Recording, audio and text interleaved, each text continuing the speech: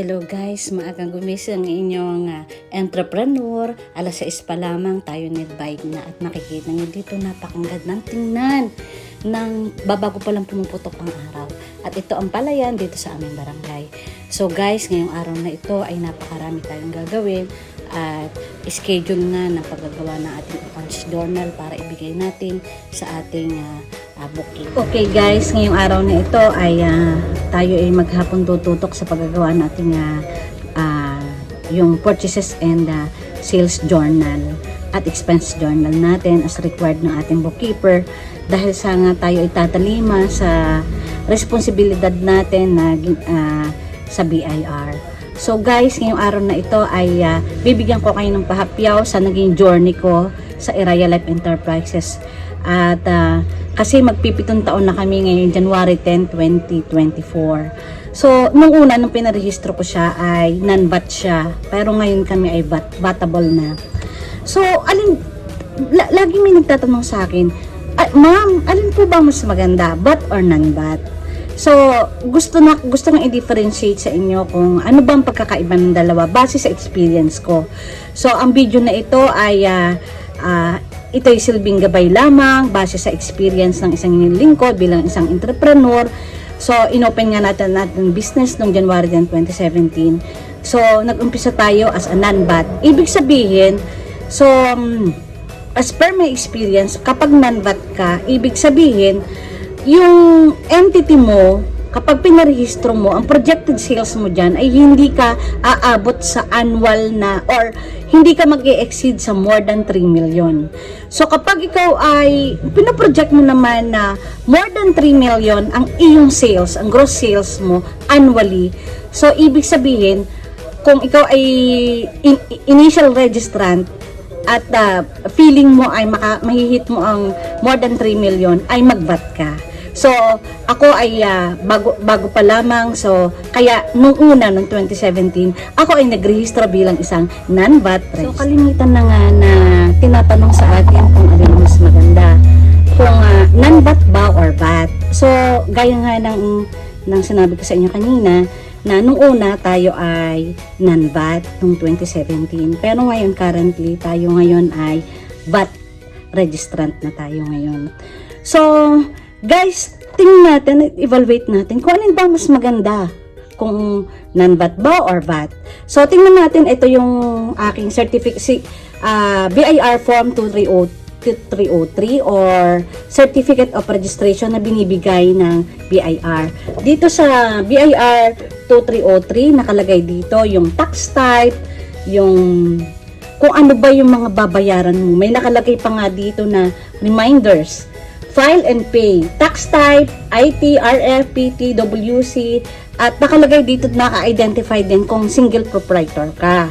So, ibig sabihin, kung ikaw ay kooperatiba, naka-specify din diyan. So, ang mga cooperative, tax exempt yan. Kaya lamang, hindi ibig sabihin, bilang cooperative, ikaw ay exempted ka sa tax, pero may mga compliances ka na kailangang i-comply sa BIR. Otherwise, magpe-penalize ka. Okay, so balik tayo dito. Kung ano ba yung nakalaman dito sa 2303? Reminders nga pala. So, yearly kasi ay nag-iikot ang BIR para sa tax mapping. So, isang reminder bilang isang entrepreneur na lagi nating ididikit ito sa visible area ng ating business. Hindi lang itong 2303, kundi yung mga business permits natin, at saka yung mga annual registration, at yung kulay green na ibinibigay sa atin na to issue receipt. So, napaka-importante yan. Kailangan yan ay makita lagi ng mga customers at the same time ng BIR or kung sino man na mag-check sa inyong business establishment na kailangan ay nakadisplay sa display area niyan na visible ng tao.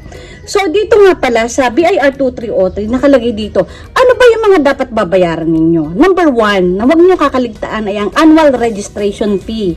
O ito kapag nakarehistro ka na, so yearly nagbabayad ka ng annual registration fee. 500 pesos yan. Yan ay binabayaran ay on or before January 31. So, kailangan, kapag nakabayad na kayo dyan, ay i-display nyo yung BIR Form 0605. At yearly, ito ay minabayaran yan. Kapag hindi kayo naka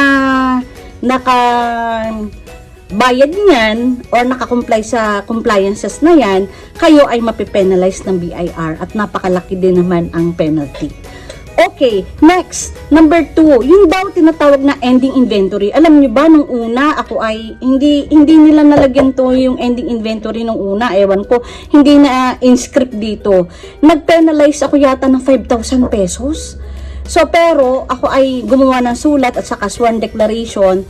At yung 5,000 na aking penalty ay na-reduce from 5,000 to 3,000. Nakiusap talaga ako.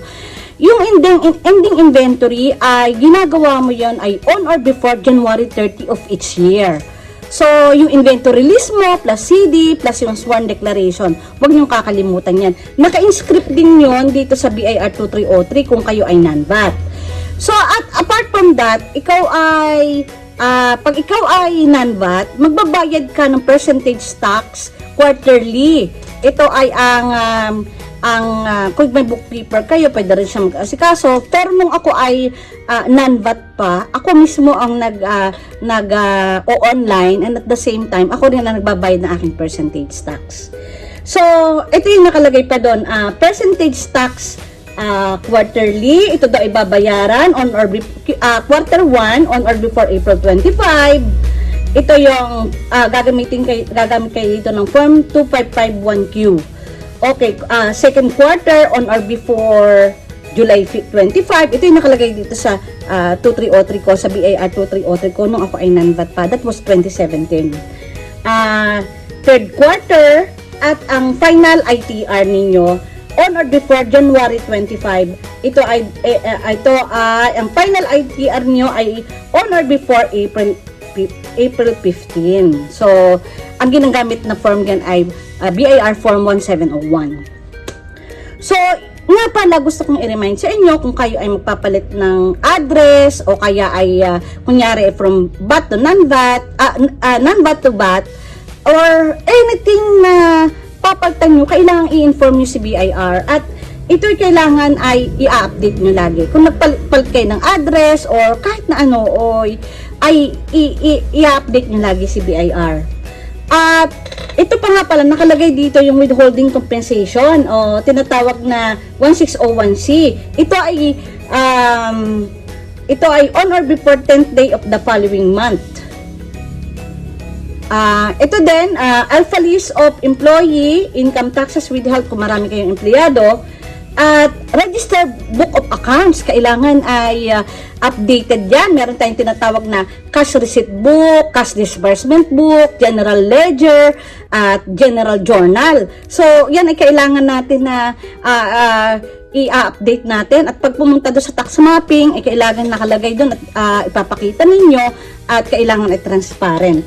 So, in case of closure din, madaling magbukas. Ang pinakamahirap, madaling magbukas ng business. Pero in case of closure, kailangan din i-notify nyo immediately ang Revenue District Office Taxpayer Service Station.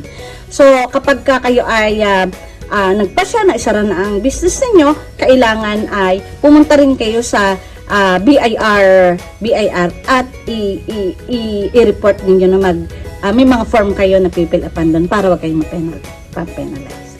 Guys, yun nga pala dun sa nabanggit ko kanina yung percentage tax. Bale, dun sa competition doon, 3% lang ang binabayaran nyo na percentage tax. At yan na ay ipinapasa ng mga business owner sa kanilang end user. So, sa kanilang mga customer. Ang kaibahan ng VAT sa non-VAT, pagka ikaw ay non-VAT ay 3% percentage tax. Samantalang kapag ikaw ay VAT ay 12% value added tax. So, yun ang kaibahan nilang dalawa. So, guys, nakita nyo na rin na pag ikaw initial registrant ay titimbangin mo rin kung magkano ba magiging sales mo at kung ano yung mas convenient sa iyo. At sa palagay mo ay yung projected gross sales mo ay mag-exceed ng 3 million. So, go for VAT. So, yun nga, natapos ng 2017. So, after 2 years, ako ay naging VAT na. So, ni-require na ako ng bookkeeper at nagkuha na ako ng bookkeeper kasi medyo mahirap na para sa akin, marami na kasing mga compliances. So, ito na nga ang BIR 2303. So, dito sa BIR 2303 na ito ay nandito yung tax steps niya, kung kailan yung filing due date, gaya ng sa mga non-VAT. Almost similar din siya doon sa kung ano yung compliances ng non-VAT. Medyo lang yan, pinalawak at dinagdagan. Kunyari itong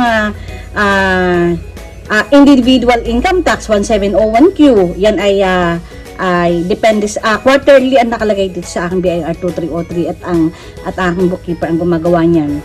So, registration fee which is also present sa non-VAT, ginagawa natin yan annually on or before the last day of January.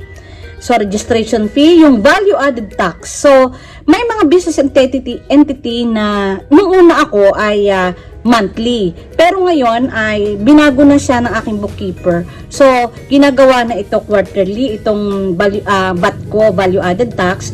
Ang form types na ginagamit niya is 2550Q at ito ay ipina-file not later than the 25th day of the following close of its taxable quarter. So, kaya nga ngayon, inaayos ko na ngayon ang aking book of accounts kasi ibibigay ko na sa aking bookkeeper kasi ini-encode pa daw yan. So, kung 25th day ng month ang aking value added tax na kung magkano yung as per nakalagay dito sa resibo, kung magkano yung nakolekta natin ay at nakalagay sa journal natin, yan ay ipina-file ng ating bookkeeper every 25th of the month. Pero ako ay nagbibigay sa aking bookkeeper na mas maaga. So, doon naka-inscript din dito sa COR natin ang withholding tax expanded at monthly daw yon. Withholding tax expanded, ang dami naman dito. Withholding tax compensation, etc. etc. So, dun nga pala sa BIR 2303 natin. So, naka-specify doon kung anong line of business natin. So, yun guys. So, bahala na kayo mag-evaluate kung anong gusto nyo, kung kayo ay VAT or non-VAT. Siya nga pala, pagka nga pala ikaw ay magpapalit ng kung ano man dito sa iyong 2303 or what address or whatsoever, magpapalitin kayo ng resibo. So, you have to be ready also sa additional expenses kung at saka nga pala, merong nire-require ang tinitignan ko may mga open cases ka, tapos basta parang may clearance ka. Tinitingnan doon kung may ipapapalit dito sa iyong bago ka from non-VAT to VAT ay merong clearance ka diyan. Tinitingnan kung may open cases ka diyan, kung may mga penalty ka diyan, kung may nalitdangan ka bang mga compliances. So maglalabasan yan diyan. So guys, ito lang ang maibabahagi ko sa inyo ngayong araw na ito at malaya kayo na makapagtanong sa akin, makapag-PM or whatsoever. So ang intention ng video na ito, ng aking video na ito ay para magsilbing gabay para sa inyo. So, at malaya din kayo makapagtanong sa inyong bookkeeper at sa BIR. So, hanggang dito na lamang. Sana po ay palambing naman na paki-like, paki-subscribe ng ating channel para tayo po ay patuloy-tuloy na kapagbigay ng informasyon sa inyo at makapagbahagi sa inyo ng aking kwento and at the same time, may mapulot kayong aral o kaya ay maging guide ninyo sa inyong pagdinegosyo at sa pang-araw-araw na buhay. Ito si Soxy Mendoza ay nagpapasalamat sa inyo. Magandang umaga po.